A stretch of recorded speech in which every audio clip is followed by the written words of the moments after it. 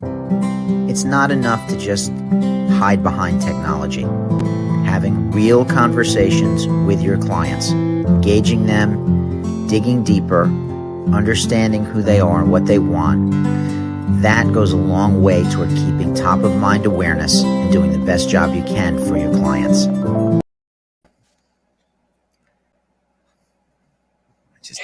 I will never get used to the sound of my own voice. All right, what are we talking about this morning, Jennifer? Oh, let's see. Let me put up our Monday. Happy Monday. Happy Monday. It's like we're kids again. Inflation, unemployment, interest rates. Yes. Yeah. Yeah. Okay. So I am acquiring minds want to know. This close to closing on a refinance of my home. And I am paying dearly for a rate lock extension because rates have, I don't want to say nearly doubled, but they're in the 5s and they were in the 3s before. I have not seen this impact demand for houses in the short term. In other words, recently, listings are still popping off the shelf. We'll see where it is in 120 days when people are not locked into the old rates and when people are going to be keeping their money warehoused because interest rates are going to be higher. So this is the thing. Interest rates are used to manipulate the economy. Okay. So we haven't lived in an economy for several decades where it paid to actually put your money in savings, right? So why bother putting your money in savings where it'll earn 1%? I remember in college, late 80s, I would walk into a bank because that's what you did back then. You actually had to go to the bank to get money. And I would get my $20 in 1989. And they would say interest, 6% on savings, right? That's because the interest rates at the time were 15%. Okay. Now, with rates going up to 5 and 6%, there will be a reason to save just a little bit more. Just a little bit more. Borrowing power, spending power is going to be diminished slightly. So I think we will stop seeing the cartoonish spike in values that has spoiled sellers. So we're seeing diminished buying power because of higher rates. And you can probably guess what the other lion is charging over the hill. What do you think it is? Diminished buying power. I don't know. My brain's not working. When I say it, you'll be like, distress. Oh, yeah. You say that a lot more than I think it, to be honest with you, about distress. Well, maybe I'm more distressed than you are. Yes, maybe you are. I did just come from paradise for 3 weeks. More distressed than I am. Yeah. But yeah, it's just such a slow process in New York. So while I think that's going to impact, I think we're a ways away from really feeling that impact. It's going to be a good summer. If you are selling, it's going to be a good summer. There's no doubt about that. Mm-hmm. Right?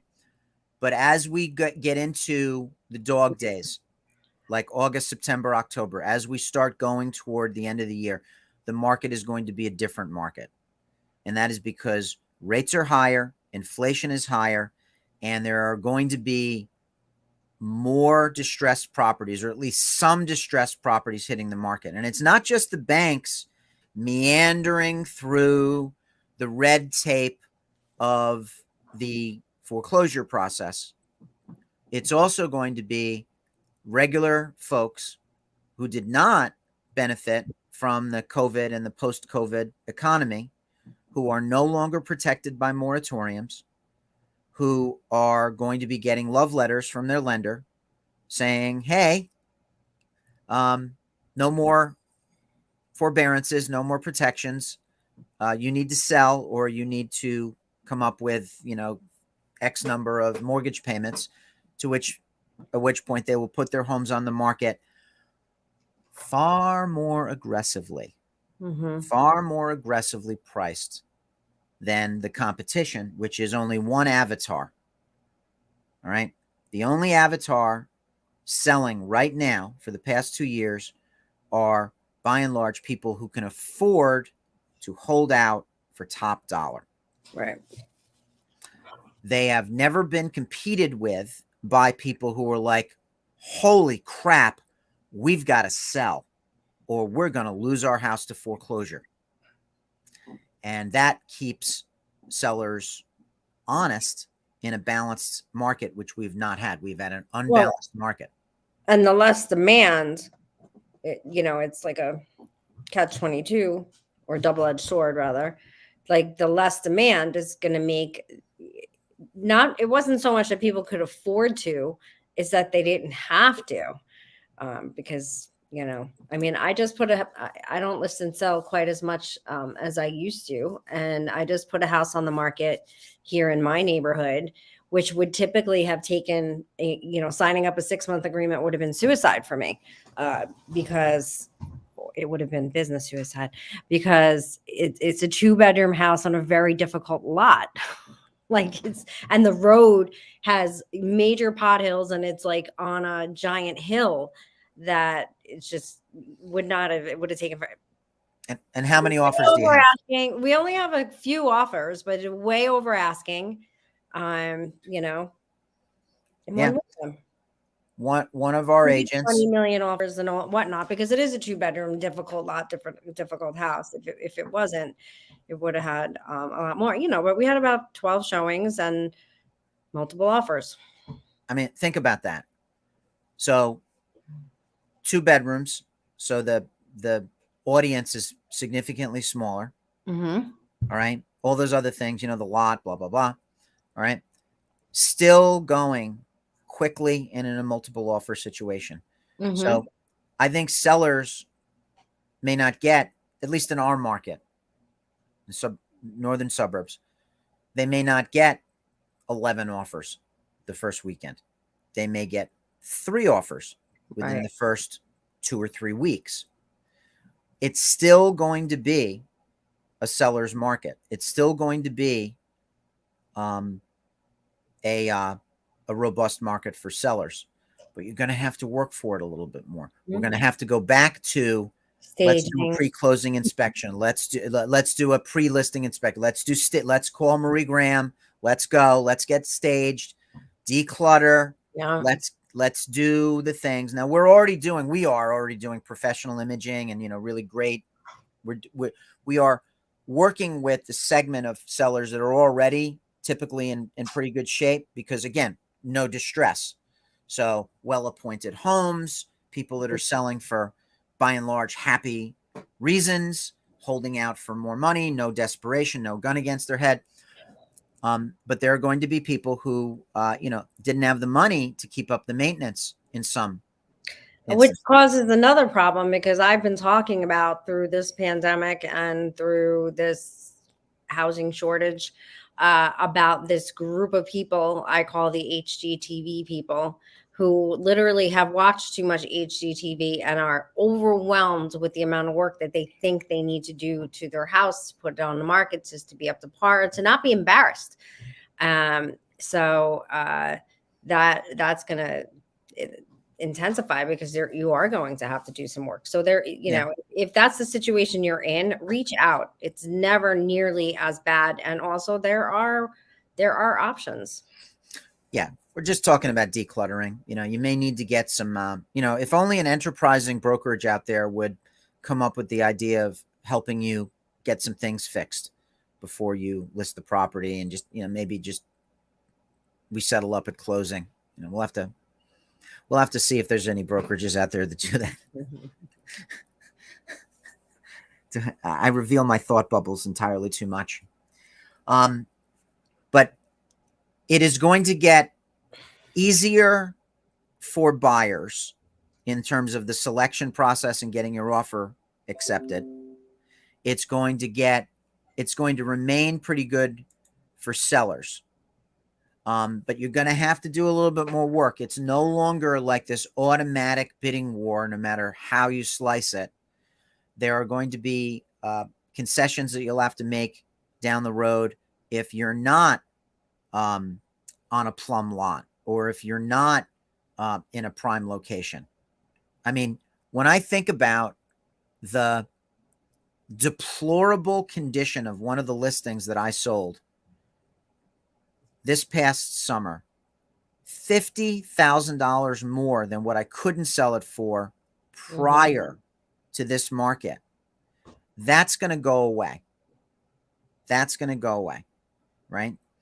And happily, by the way, if you are a buyer and you're looking at work or renovation, you're going to be able to access materials. You know, we did our bathroom. We did 2 bathrooms here. We've done some work on the house. We've never been delayed by a shortage of building materials or a supply chain issue. I don't know if you've seen the same thing with anything, any of your investors or anything like that. I haven't. We just did Promenade on 6,000 square feet, completely remodeled, gutted and remodeled, got done under time. Yeah, and like dynamite contracting, and like the Pelham office, right?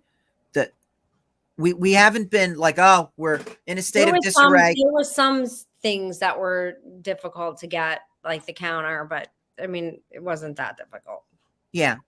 So buyers are going to be in a better shape from that point of view, because they can come into like a blank slate or a place that's going to need a little bit of work. And you know what? They'll be able to get materials, and they'll be able to get contractors and everything like that. I know contractors are still busy. God bless them. That's good. I'm glad contractors are busy.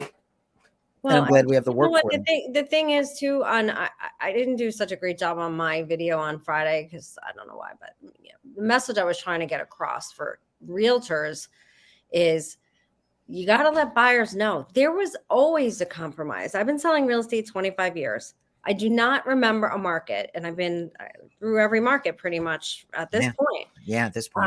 I don't remember a market where there wasn't a compromise for a buyer.